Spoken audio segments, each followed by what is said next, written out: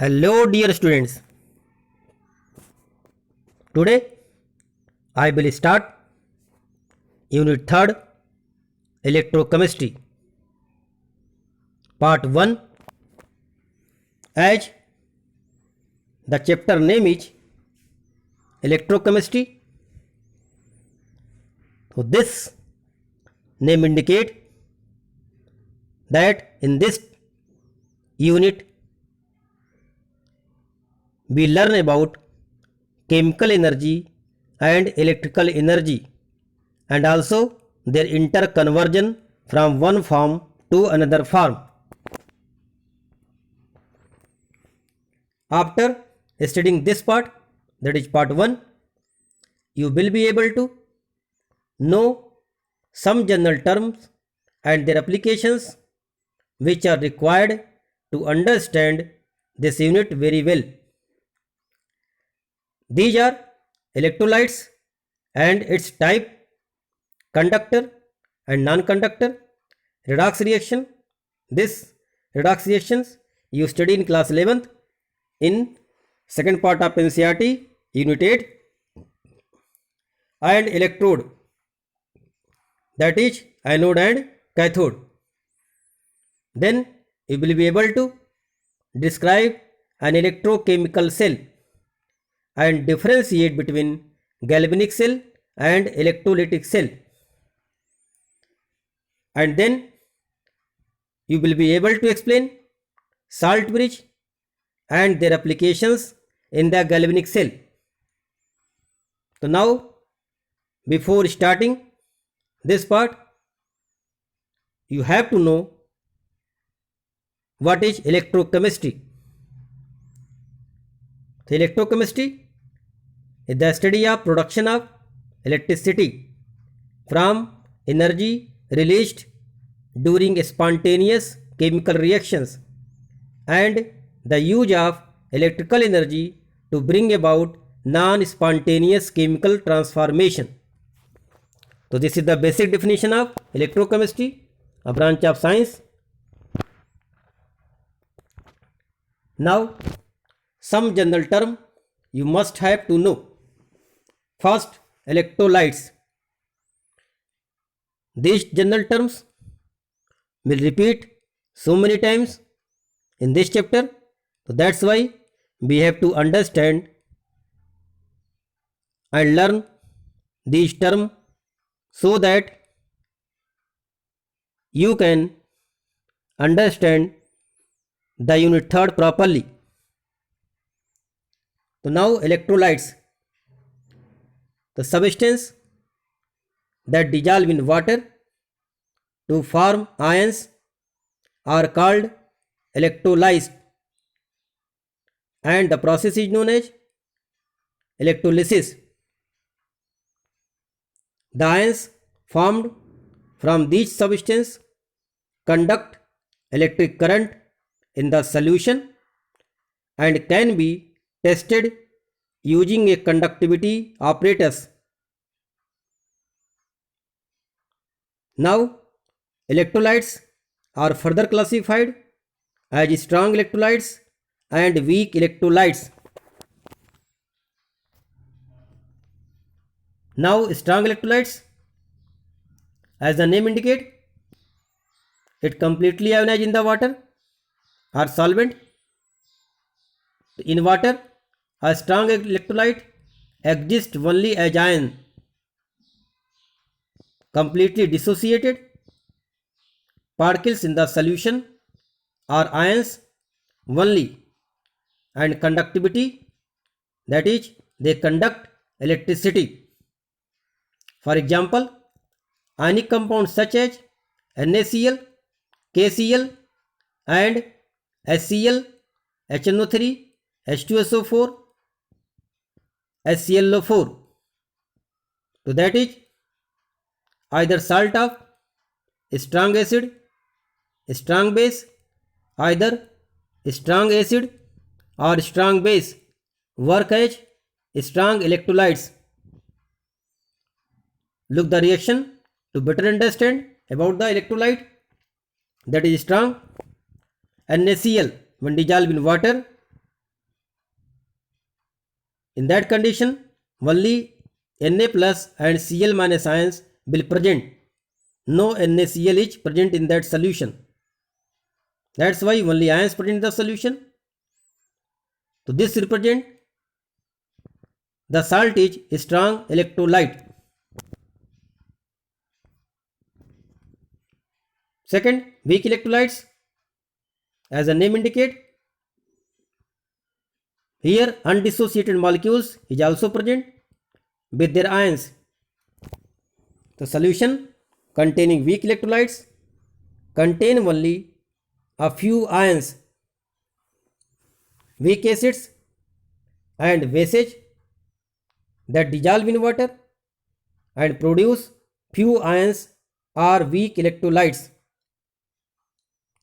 Partially dissociated particles in solution are mostly molecules and few ions and conduct electricity but poorly than a strong electrolyte. Some examples given here: HF, ammonia, water, organic acid such as formic acid, etc. Here one example in the form of chemical reactions are given to explain about the weak electrolyte. HF in aqueous solution will break into H plus and F minus ion, but only few ions in present in the solution, and most of the HF in the form of molecules also lie in the equilibrium. That's why here the sign of equilibrium also denote the weak electrolytes. To these two basic difference you have to know about the strong electrolytes and weak electrolytes. For strong electrolytes, degree of dissociation, that is alpha, equal to 1, that is 100%, but for weak electrolyte it should be less than 1, that is partial dissociation take place in case of weak electrolytes. Now non-electrolytes, as the name indicate, non-electrolytes, no ions are present in the solution, that is substance do not break into ions. So substance that do not form any ions in the solution are called non-electrolytes. Not dissociated particles in the solution are molecules only, that is no ions are present, and non-conducting. The common examples, this also came in the chapter 2nd, solution: urea, methyl alcohol, ethyl alcohol, C2H5OH, glucose, fructose, sucrose. So these are the common examples which do not dissociate into the aqueous medium. Now one examples are given here in the form of reaction: sucrose, formula C12H22O11 in the form of solid when dissolved in water. So they come in the form of aqueous medium, that is the solution of sugar. Here no ions is present in the solution because these molecules are non-electrolyte. So the basic difference in the electrolytes and non-electrolytes: electrolyte dissociate into ions but non-electrolyte do not dissociate into ions. So some examples are given here, this you have to learn. Now next general term, conductor and non-conductor. As the name indicate, conductor means they conduct electricity and non-conductor means they just behave as insulator, which also I have talked in the chapter 1, solid state electrical property. Solution can be characterized by their ability to conduct an electric current. Solutions containing ions are conductors of electricity, and those that contain molecules are non-conductors. So now on the basis of conductivity, substances are divided into two classes: one conductor and second non-conductor or insulator. So first of all, we talk about the non-conductor or insulator. So substance which do not allow electric current to pass through them are called non-conductors or insulators. For example, pure water, ice, glass, rubber, wood, plastics, etc. They do not allow the conductivity to pass. That's why they are known as non-conductor or insulator. Second, conductor. The substance which allow electric current to flow through them are called conductors. For example, metals, aqueous solution of acid, bases and salts, fused salt, that is molten salt, and impure water. So these are the basic example of conductors. Conductors are of basically two types on the basis of the conductivity, that is the carrier of current. Metallic conductor, here the carrier of current is electron, and electrolytic conductors are electrolytes, here the carrier of current is ions. On the basis of carrier, conductors are of two types. Now you have to know about the difference between the metallic, that is electronic conductor, or electrolytic conductor. So first point of difference, in metallic conductor, as the name indicates metallic, the flow of electricity is due to movement of electrons in any state, either gas state, liquid state or solid state. But in electrolytic conductor, the flow of electricity due to movement of ions only in aqueous medium or in fused state, but not in solid state. Second point of difference, no chemical change, as there is no transfer of matter. Here the conductivity is due to electrons, so that's why no matter or transfer, hence no chemical change or take place here. But an electrolytic conductor, ions are oxidized or reduced at the electrode, hence involve transfer of matter. Here positive ions goes to the cathode and negative ions goes to the anode. That's why involve transfer of matter. Third point of difference, Faraday's law is not allowed.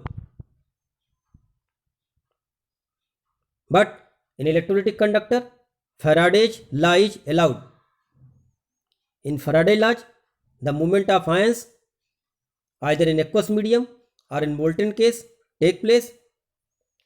That's why this is not allowed for metallic conductor.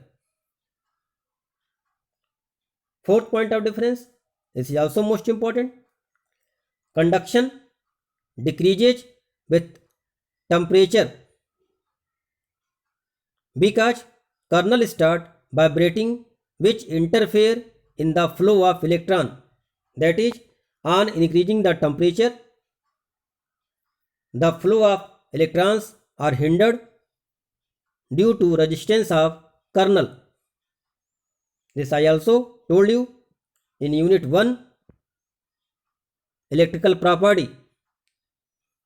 On increasing temperature, the conductivity of metal decreases because kernel start vibrating, which interfere to the flow of electrons. Here so many times students make a mistake that they are thinking that the conductor, if we increase the temperature to more conductivity, but no, there is a less conductivity on increasing with temperature. Now in electrolytic conductor, conduction increases with temperature because more the temperature, more the number of ions will be formed, that is more dissociation take place, and also viscosity decreases. So that's why In electrolytic conductor, conductivity increases with increase in temperature due to more number of ions formed. Last point of difference, depends upon nature, structure of metal and number of valence electron.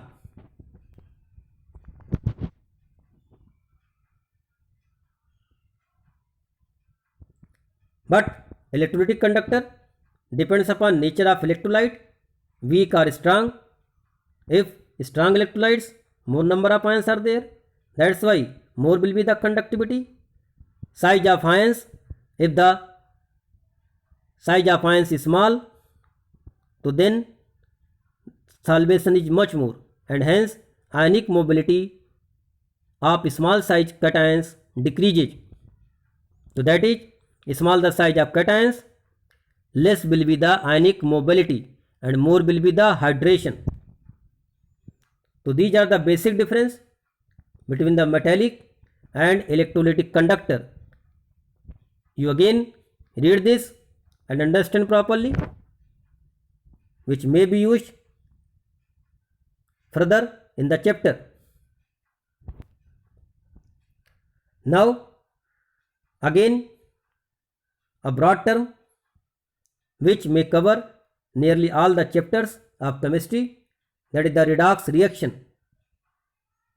This I also told you in class 11th that this chapter is most important chapter. Redox. Here you learn like this: anox means anode oxidation and a red cat reduction on cathode. So anode oxidation and cathode reduction. So now a reaction in which oxidation and reduction simultaneously take place is called a redox reaction. In all redox reactions, the total increase in oxidation number must be equal to total decrease in oxidation number. Here one examples are written to explain the oxidation and reduction. In oxidation, also known as de-electronation, D means removal, electro means electrons are removed. That's why the oxidation is known as de-electronation. So removal of electrons is also known as oxidation, or that is loss of electron is also known as oxidation. So look the example, Sn2 plus after losing 2 electrons now become Sn4 plus. So this process is known as oxidation. One more thing you have to know, the total charge increases plus 2 to plus 4.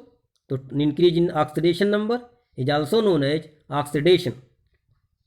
One more thing you have to recall that about the electron density.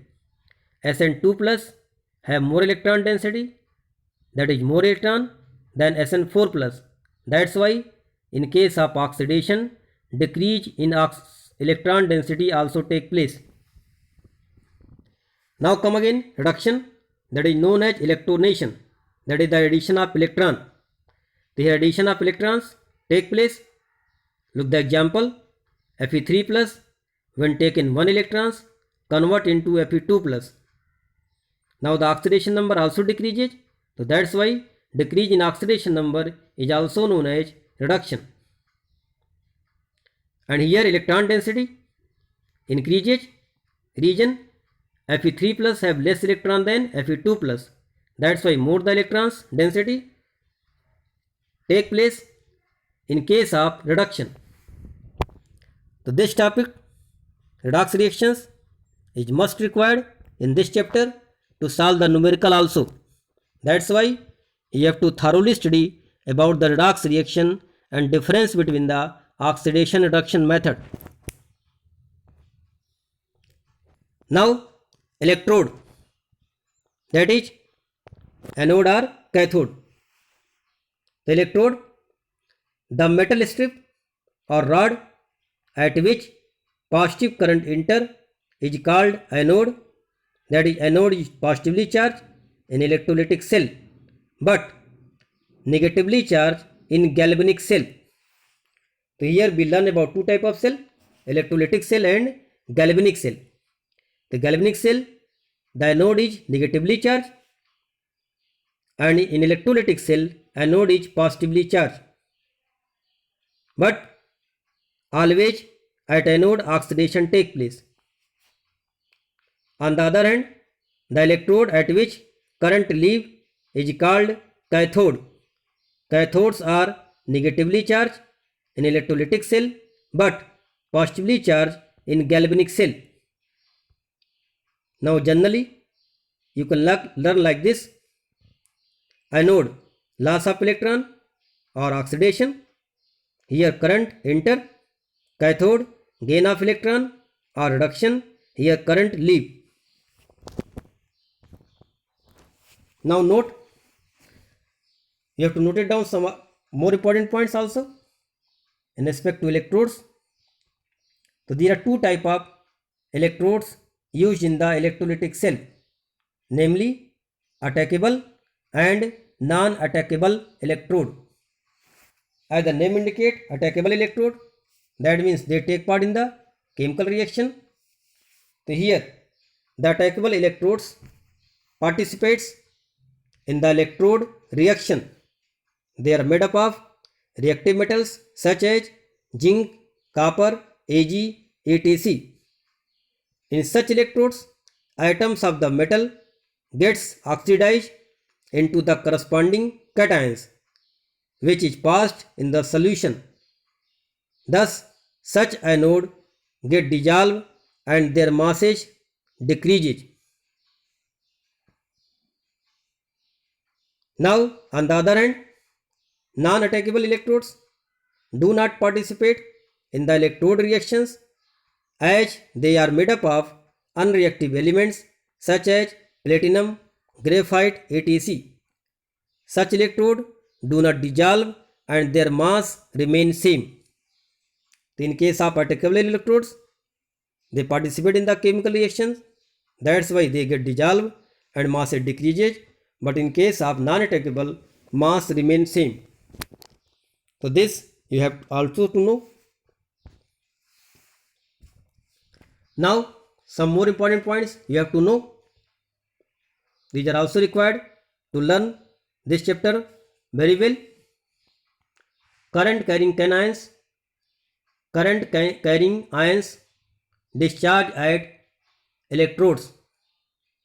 First, a negative ion which is difficult to get discharge at anode lead to decomposition of water and formation of O2, H plus and electron take place. Just like a NO3 minus is present with water, in that condition water will decompose like this. So 2 water break into O2 plus 4H plus 4 electron. Similarly, a positive ion which is difficult to get discharge at cathode, learn also like this: Cc cations cathode or A anion anode. That means anion move to the anode and cations move to the cathode. So at cathode lead to the decomposition of water and formation of H2OH minus take place. So here water take 2 electrons and convert into H2 plus 2OH minus. As I have told you, at cathode reduction take place, here gain of electron take place, and at anode oxidation take place, so their loss of electron take place. Now we just enter into the electrochemistry. So first of all, we have to know about the electrochemical cell. So an electrochemical cell consists of 2 electrodes, that is metallic conductor, dipping into the same or different electrolytic container in contact with an electrolyte, that is an ionic conductor. The rod is made up of metal through which electrons may be passed, and electrolyte are basically ionic conductor which generate ions. An electrode and its electrolyte comprise an electrode compartment. Electrolytic cells can be classified as galvanic cell and electrolytic cell.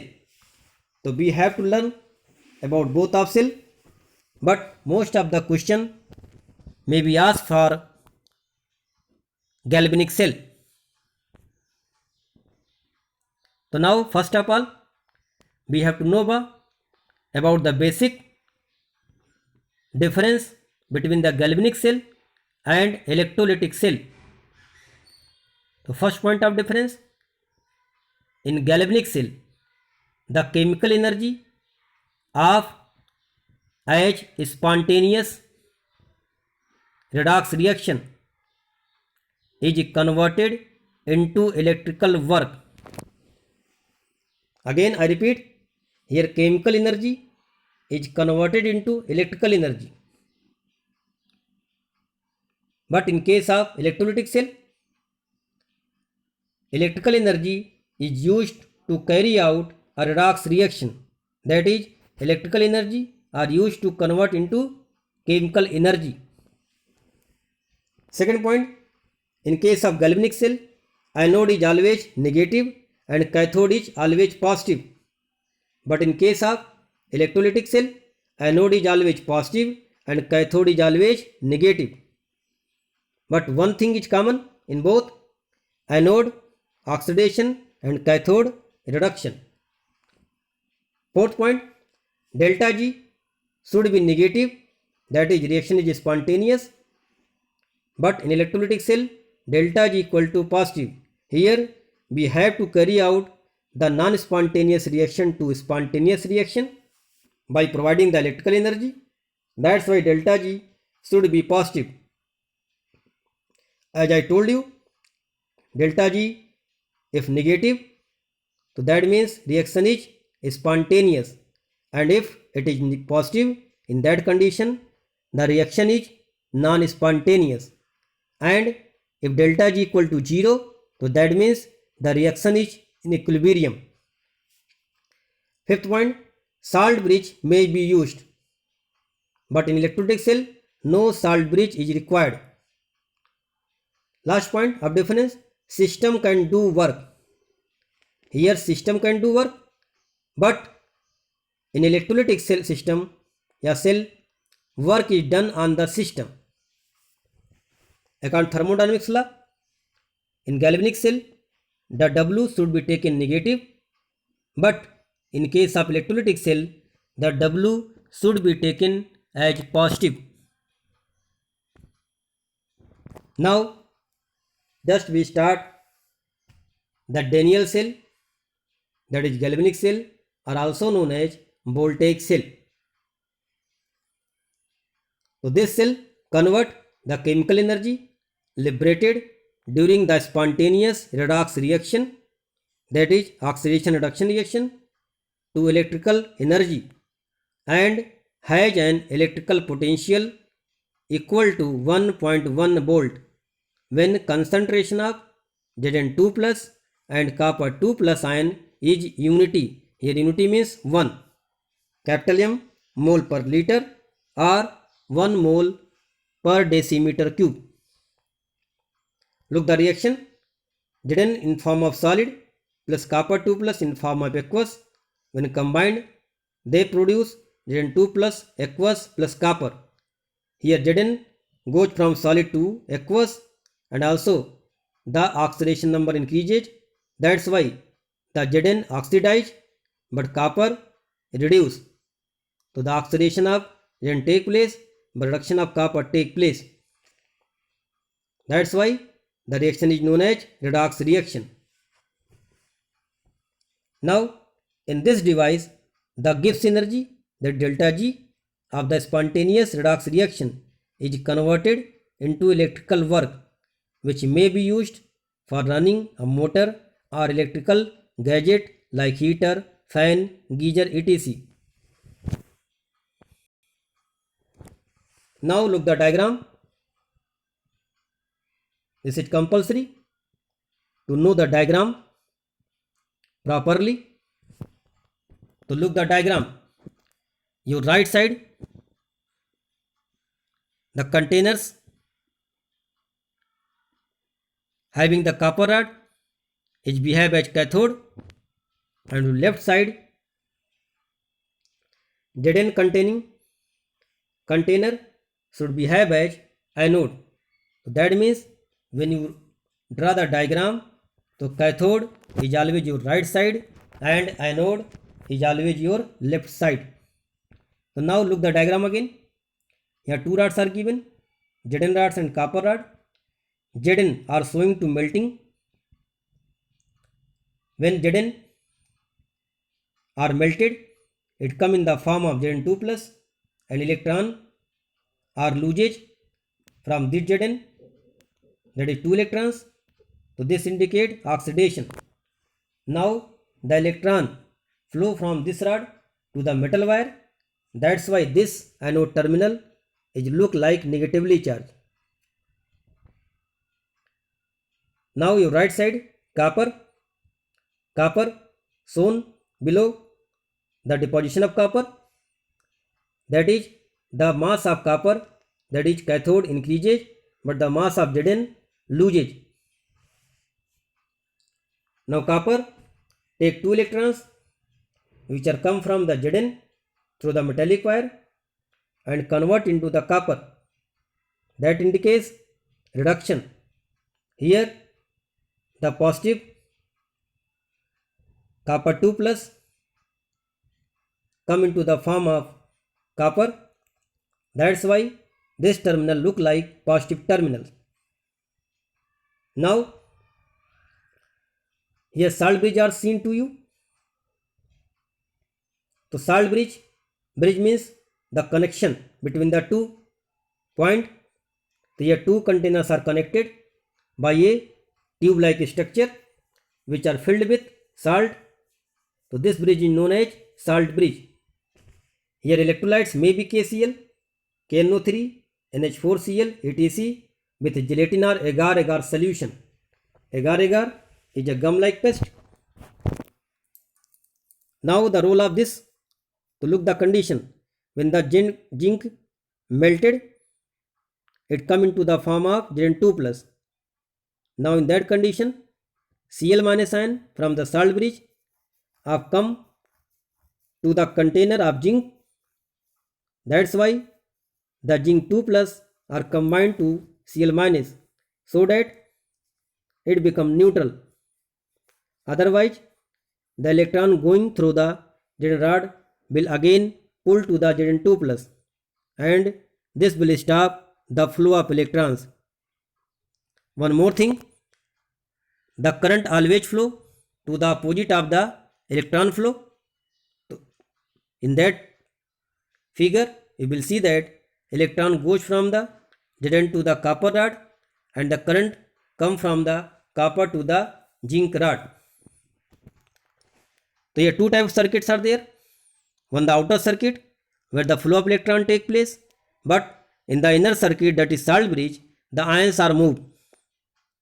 There are two types of carriers of conductivity. In outer circuit, electrons are the current carrier, but in the inner circuit, ions are the current carrier. So this figure you learn, understand properly. It may be beneficial to understand this chapter. Now conclusion, what I have told you, again I want to explain. Electrons flow from anode to the cathode, that is left to the right in the standard galvanic cell shown in the above figure. The electrode in the left half cell is the anode because oxidation occurs here. The name refers to the flow of anion in the circuit in the salt bridge towards it. That's why it is also known as anode. That is, from the salt bridge, anions are flow to this electrode. That's why this electrode is known as anode also. Second, the electrode in the right half cells is cathode because reduction occurs here. As the name indicates, refer to the flow of cations in the salt bridge through it. So at cathode, cations are flow from the salt bridge. That's why this electrode is known as cathode.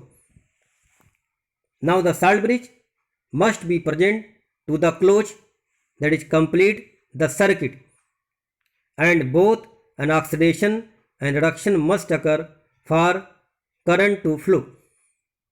If no salt is there, the circuit is incomplete. In that condition, no flow of current take place. And lastly, it is an exothermic reaction. This means decrease in energy of the reaction, that is reacting system, take place, which appears as a heat. To this point, you have to know about the galvanic cell. So draw the galvanic cell by your own self and write these points by your own self so that you can understand very well about the galvanic cell. Got it? Now salt bridge. Salt bridge is a U-shaped, just look like U-shaped tube or device, you can say, filled with saturated solution of salt such as KCl, KNO3, NH4Cl and NH4NO3 etc. in agar-agar gel. It is a gum-like substance which are come from the red algae, is used in the salt bridge. So this is the definition of salt bridge. So salt bridge contains high concentration of ions, namely Bij, that means namely या commonly K plus and NO3 minus at the junction with the electrolytic system or solution. That means just at the junction where the electrolyte of the container are touched with the tube, that is known as junction. Here function of salt bridge you have to know. First function, it complete the inner circuit and allow the flow of current as you seen in the figure. It maintains the electrical neutrality on both sides. Just in the oxidation at anode, then 2 plus is more, and in case of reduction, copper 2 plus are missing. In that condition, negative ions may be more. So maintain positive charge to the anode and negative charge to the cathode. The flow of ion take place. That's why this also maintain electrical neutrality on the both sides. Third, used to minimize or eliminate the liquid junction potential. As you know that the positive charge is high potential than the negative charge. When the positive charge is more and negative charge is more, so they develop the potential difference. So this also minimize or eliminate the liquid junction potential. Now fourth point, prevent mechanical mixing of the solution. That means the solution in the anode and solution in the cathode do not mix with each other. So this is also a function of salt bridge. Now one notable point, KCl is preferred because the transport number, that is the motion of K plus and Cl minus ion are almost same. That is the ionic mobility of K plus and Cl minus ion are almost same. If this not happen, so in that condition what happens? Ki maybe Cl move first to the cathode, Cl move first to the anode and K plus move after some time to the cathode.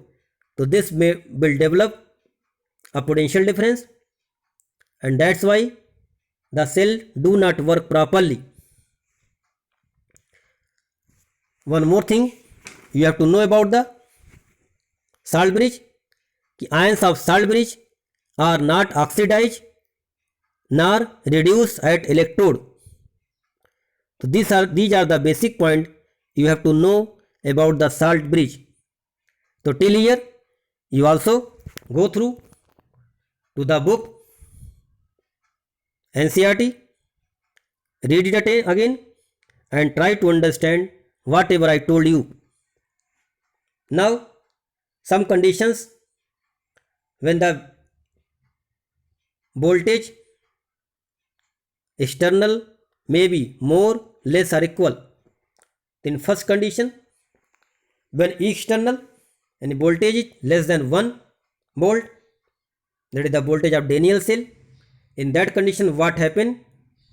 So first, electron flow from zinc rod to the copper rod, hence current flow from copper to the zinc, as I have understand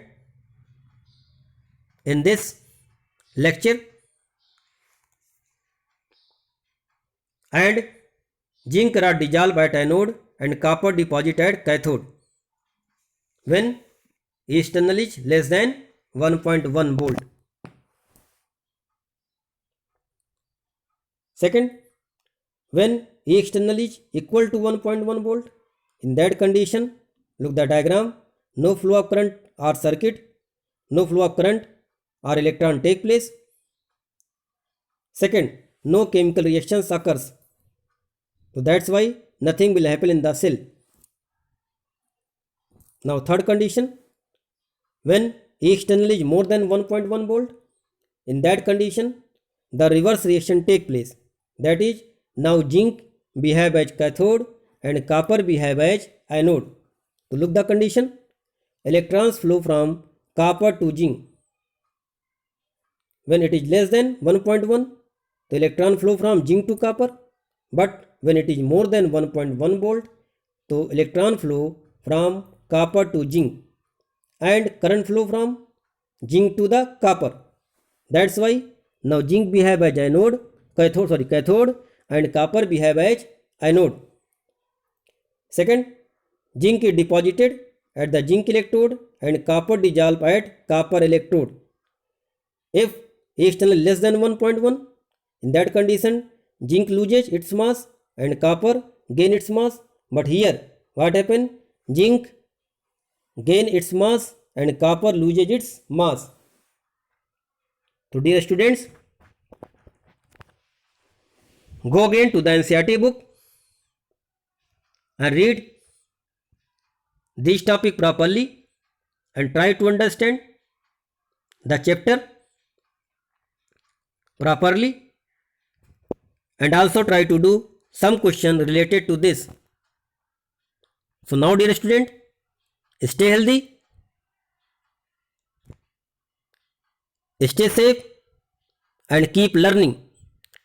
And also one more things, you make one notebook and whatever given in the form of PPT, this is basically a good note. You have to also note down this so that you have to understand this properly and recall so many times. Thank you dear students.